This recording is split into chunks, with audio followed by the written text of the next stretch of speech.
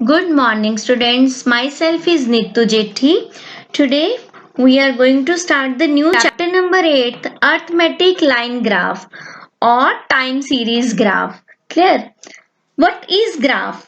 सबसे पहले ग्राफ क्या है? When a set of statistical data are presented on a graph paper, it is called graph. Clear? Presenting the data on a graph paper, we get different points and each point corresponding to the value of statistical series. By joining the points, we get a line which show how a variable tend to change, and each point on a line corresponding to arithmetic value of the variable under study. Like example, हम value of export and imports को show कर सकते हैं. Clear? Means इसमें क्या है कि जब हम अपनी when the value of a variable are recorded with respect to the time of its occurrence, then the arrangement is known as time series. जब हम इसमें टाइम सीरीज क्या है कि जब हमारे पास जो वेरिएबल है वो कनेक्ट किसके साथ होंगे, जब हमने अपना डाटा टाइम सीरीज के अकॉर्डिंगली, वो टाइम डिफरेंट डिफरेंट हो सकता है, डिफरेंट वीक हो सकते हैं, मंथ हो सकता है, ईयर भी हो सकता है. क्लियर? तो उसे हम कह देंगे टाइम सीरीज. अब there are two variable. Time series में दो वेरिएबल होते हैं, time and variable. Clear? Variable कुछ भी, national income, sale, production, employment. अब देखो टाइम जो है, time is always the independent variable. बेटा जो भी इंडिपेंडेंट वेरिएबल होएगा that will plot along the x-axis. So we always assume the time on a x-axis and the other variable is dependent. Depend किस पे कर रहा है ये हमारे टाइम पे डिपेंड कर रहा है ना. हम डाटा लेते हैं कि अकॉर्डिंग टू टाइम. सो जो हमारे वेरिएबल है डेट इज डिपेंडेंट वेरिएबल, तो ये मेजर होएगा हमारा ऑन वाई एक्सिस पे. Clear? And time points are allotted plotted against the corresponding value. जो हम लोग टाइम पॉइंट्स लेंगे वो हम प्लॉट करेंगे जो वैल्यूज होंगी, और जब एक स्ट्रेट लाइन से मिला देंगे तो इसे हम टाइम सीरीज ग्राफ बोलेंगे. अब इसी तरह time series graph is also known as the histogram और line graph. Very very important बेटा, एमसीक्यूज आनी है, सो 1 मार्क में ये पूछा जा सकता है. The other name of time series क्या है? हिस्टोग्राम और line graph. Clear? Time series graph में बी टू टाइप्स. दो तरह के बेटा हमारे पास टाइम सीरीज ग्राफ होते हैं, one variable graph and two variable graphs. Rules.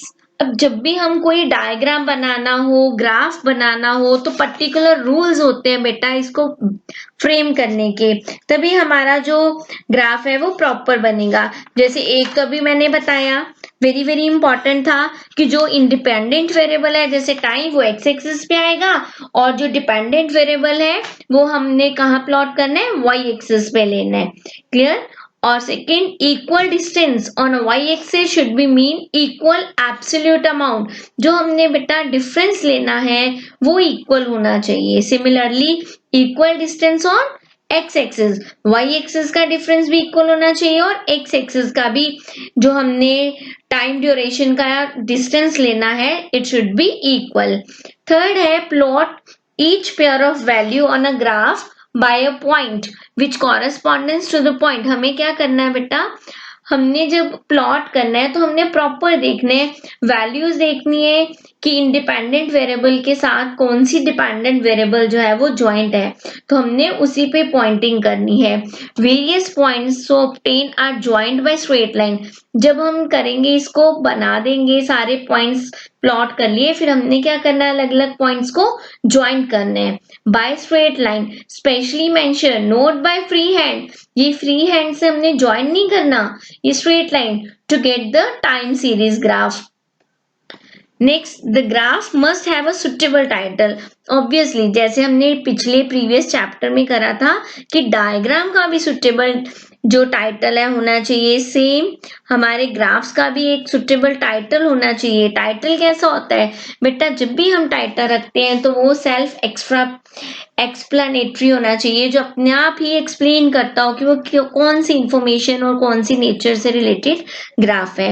If more than one variable is plotted on a same graph paper, then a different type of line should be used for each curve. Mostly क्या होता है बेटा, अगर जरूरी नहीं हमारे पास एक single variable हो, अभी मैंने बताया ना types of time series, two type, या तो सिंगल होएगा या फिर हमारा एक ही वन वेरिएबल ग्राफ है या टू और मोर देन वेरिएबल ग्राफ है. अगर हमने दो वैल्यूज जो है, दो सीरीज साइमल्टेनियसली शो करनी है, देन हमें एक लाइन जो है वो एक साइज की रखनी है, शेप की रखनी है, और दूसरी जो है वो हमें डिफरेंट कर लेनी चाहिए. फॉर एग्जांपल अगर हमें दो वेरिएबल शो करने हैं, देन हम एक में सिंपल लाइन ले सकते हैं, दूसरे में डॉटेड लाइन या ब्रोकन लाइन ले सकते हैं, सो दैट कि उनमें आइडेंटिफिकेशन हो जाए कि हमारी दो डिफरेंट लाइंस जो है वो चल रही है और वो किसके लिए क्या इंडिकेट कर रही हैं. नेक्स्ट है indication of year, unit etc. should be done horizontally and not vertically, so that turning of the graph from one side to another is avoided. हाँ जी, हमने जो इंडिकेशन लेने हैं कि हम ईयर्स ले रहे हैं, यूनिट्स ले रहे हैं, वो हमने कहाँ पे शो करने हैं, ये हमने should be done horizontally show करने हैं, नॉट वर्टिकली. क्लियर कि वर्टिकली अगर हम शो करेंगे तो इसके क्लियर होने में प्रॉब्लम आएगी, ये हमारी क्लियरेंस इससे कम हो जाती है. अब हम करते हैं वन वेरिएबल ग्राफ हमारा क्या है. If only one variable is to be shown, अगर हमें टाइम सीरीज में सिर्फ एक ही वेरिएबल गिवन है, क्लियर, हमने वही आइटम, कोई ज्यादा हमारे पास आइटम नहीं है, हमने वही आइटम एक्स एक्सिस और वैल्यू, उसकी जो वैल्यू है रिलेटेड वो वाई एक्सिस पे शो करनी है, तो उसे हम क्या बोलेंगे, वन वेरिएबल ग्राफ जो है. क्लियर. तो इसी तरह जो वेरियस टाइम पॉइंट्स होते हैं वो प्लॉट करने हमने कॉरेस्पॉन्डिंग वैल्यू में टाइम के अकॉर्डिंगली. अब आप देखो एक एग्जांपल ये, उससे आपको ज्यादा क्लैरिटी होगी. The following table show cement production of a factory between 2001 and 2005. 2001 से लेके 2005 के बीच में 2006 तक का हमारे पास सीरीज दी हुई है कि सीमेंट की प्रोडक्शन कितनी हुई किसी फैक्ट्री में.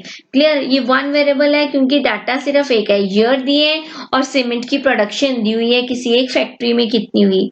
क्लियर. अब हमने क्या करना है राजे, एक्स एक्सिस. क्यों हमने ईयर एक्स एक्सिस पे लिए, अभी मैंने रीजन बताया था इसका. यस, हमने एक्स एक्सिस पे ही क्यों लिए बेटा, जो टाइम होता है वो always is the independent variable, so it is plotted along the x axis. तो हमने ईयर कहाँ प्लॉट करनी है, एक्स एक्सिस पे. जो वाई है यानी कि जो सीमेंट की प्रोडक्शन है, that is depend upon a time factor, so it is plot on a Y axis. हमारे पास सिंपल कुछ नहीं करना, ईयर हमने नीचे इक्वल डिस्टेंस से मेजर करे हैं, 2001, 2002, 3, 4, 5, इनका जो डिफरेंस है ना ओरिजिन से 2001 का, 2002 का, 2003 और 4, 5, 6 का, ये इक्वल है. आप कोई भी ले सकते हो, 1 सेंटीमीटर ले सकते हो, 2 सेंटीमीटर का ले सकते हो, सेम. ठीक है. और इसी तरह मैंने वाई एक्सिस पे जो डिफरेंस शो हो रहा है वो भी सेम है. अब हमने देखो वाई एक्सिस पे वैल्यू कहाँ तक एक्सपांड करनी है. आप जो वैल्यू दी है सीमेंट प्रोडक्शन, उसको ध्यान से देखो, हमें हाईएस्ट वैल्यू कितनी दी है, 110. क्लियर. तो इसका मतलब कि हमें मैक्सिमम जो है 110 तक की प्लॉट करना है. तो हम 10 के गैप से भी ले सकते थे, बट अगर 10 के गैप से लेते तो ये हमारा बहुत बड़ा हो जाना था ना. हमने पेपर के साइज के अकॉर्डिंग ही तो ये प्लॉट करना है. सो हमने अपनी कन्वीनियंट के लिए क्या करा, स्पेस को ध्यान में रखते हुए 20 की गैप करा, 20, 40, 60, 80, 120. अब 2001 में हमें डाटा गिवन है 60, तो मैंने 60 पे डॉट करी. इसको हमने बार ग्राफ की तरह बनाना नहीं है, रेक्टेंगुलर शेप में नहीं बनाना, सिर्फ हमने सिर्फ डॉट लगा देनी है, पॉइंट लगाना है, आफ्टर दैट उन पॉइंट्स को ज्वाइंट करा बस. अब देखो 2001 में 60 पे हमने डॉट लगाया, 2007 में कितनी प्रोडक्शन हुई सीमेंट की, 90, तो 80 और 100 के बीच में 90. एंड 2003 में कितना हुआ, 75, सो 75 लाई बिटवीन द 60 और 80 वाली लाइन के बीच में है ना. फिर नेक्स्ट आ जाएगा 2004 में 80 क्लियर कट है। 2005 में 95 मीन्स 100 से थोड़ा सा बिलो बनेगा ये। इसी तरह से 2006 में है 110, तो 100 एंड 120 के बीच में बनेगा 110।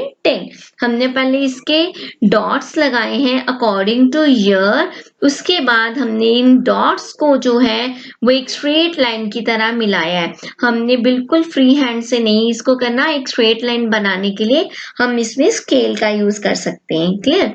तो ये था हमारा स्टार्टिंग, बहुत सिंपल है ये बेटा। आपने अगर पीछे मैंने प्रैक्टिस करवाई थी बार ग्राफ की, हिस्टोग्राम की, उनकी comparatively it is so simple. Clear? इसकी एक बारी प्रैक्टिस करना। कल हम करेंगे इसका सेकेंड, यानी कल हम करेंगे 2 वेरिएबल, हमारा 2 और मोर देन 2 वेरिएबल ग्राफ, और साथ में फॉल्स बेस लाइन क्या होती है। क्लियर? Thank you. आज के लिए इतना ही। इसकी प्रैक्टिस करो और इसको अच्छे से क्लियर करना। Thank you very much.